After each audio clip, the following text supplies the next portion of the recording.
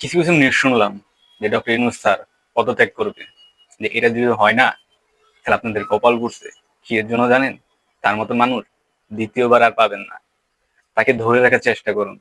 সে চলে গেলে দেশটার কি অবস্থা হবে এটা আপনারা বুঝবেন। আগে যে ফ্যাসিস্ট মানে সরকার ছিল, তার মতন আবার বানায় ফেলবেন। তাকে ধরে রাখেন, সময় থাকতে ধরে রাখুন। সময় হারিয়ে গেলে তখন ধরে লাভ নাই। সে এখন যা করতে পারবে, অন্য কোনো সরকার পারবে না। এটা মাথায় রাখেন। সে চলে গেলে তখন বাংলাদেশের মানুষ বুঝবে যে আমরা কি হারাইলাম, আর এই ৮-৯ মাস বা ১০ মাসে আমরা কি পেয়েছি এটা বুঝতে পারবেন। যে সরকার ১৭ বছরে কিছু করতে পারে নাই, আর ওই সরকার যাওয়ার পরে ডক্টর ইউনূস স্যার আইসা ১০ মাসে যা করছে, তার মানে যে ১৭ বছরেও করতে পারে নাই।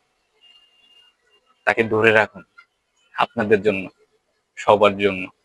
সবাই স্লোগান উড়ান ডক্টর ইউনূস স্যারকে আরো ৫টা বছর চাই।